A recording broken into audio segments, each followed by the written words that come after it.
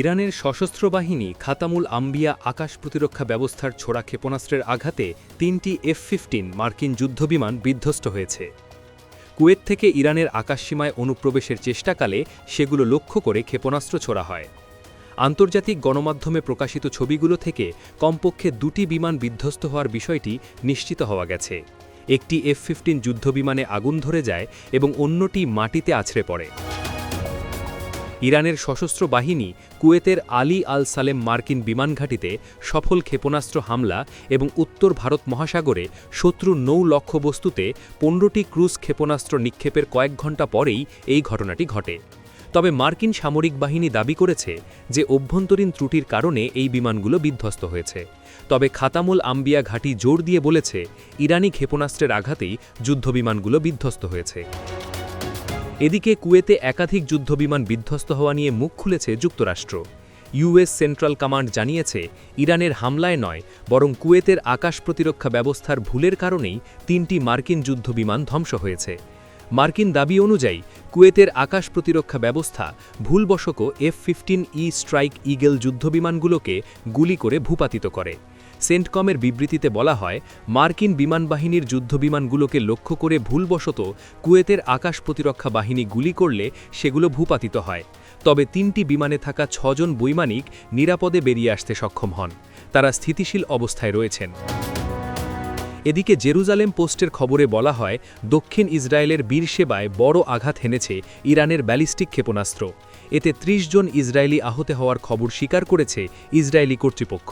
তবে ইরান দাবি করেছে এই হামলায় অনেক ইসরায়েলি নিহত ও আহত হয়েছে।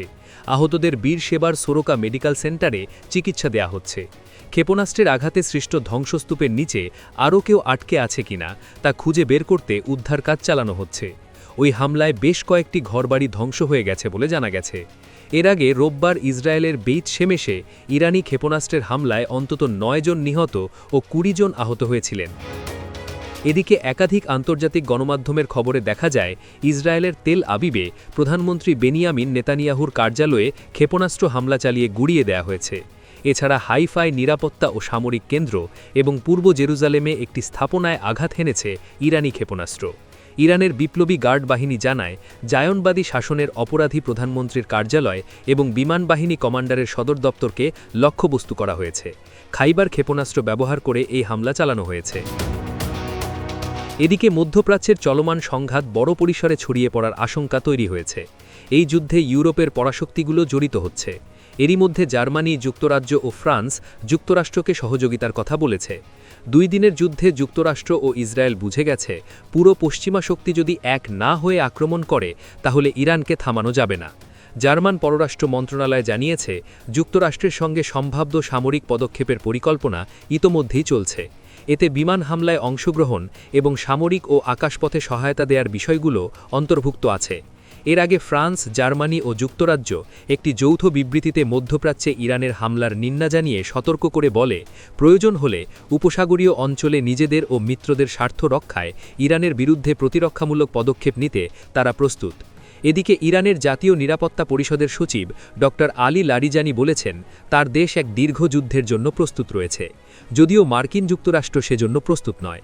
সামাজিক মাধ্যম এক্সে দেয়া এক বার্তায় লারিজানি বলেছেন, ইরান যেভাবে গত ৩০০ বছরে কখনো যুদ্ধ শুরু করেনি এবং ইরানের সাহসী সশস্ত্র বাহিনী কেবল প্রতিরক্ষার প্রয়োজন ছাড়া কখনো হামলা চালায়নি, ঠিক সেভাবেই আমরাও কোনো ধরনের ক্ষতিগ্রস্ত বা মূল্যের পরোয়া না করেই নিজেদেরকে এবং আমাদের ৬০০০ বছরের সভ্যতার প্রতিরক্ষা করব এবং ভুল হিসাব নিকাশের কারণে শত্রুদেরকে অনুশোচনায় ভুগতে বাধ্য করব।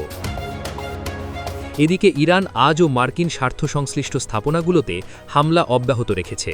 সোমবার সৌদি আরবের সবচেয়ে বড় রাষ্ট্রায়ত্ত তেল কোম্পানি সৌদি আরামকোর একটি তেল শোধনাগারে ড্রোন হামলা চালিয়েছে। এই তেল কোম্পানিটি মার্কিন বিনিয়োগে প্রতিষ্ঠিত। এতে কারখানাটি আগুন ধরে যায়। তবে কারখানা কর্তৃপক্ষ বেশ দ্রুততার সঙ্গে আগুন নিয়ন্ত্রণে আনতে সক্ষম হয়। হামলার পর রাস তানুরা নামের সেই শোধনাগারটি বন্ধ করা হয়েছে।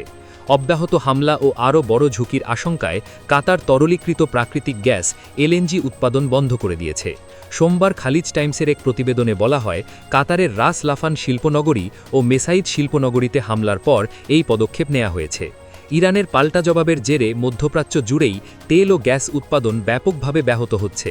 বিশেষ করে ইরাকের কুর্দিস্তানে তেল উৎপাদন এবং ইসরায়েলের বেশ কয়েকটি বড় গ্যাস ক্ষেত্রে উৎপাদন বন্ধ হয়ে গেছে।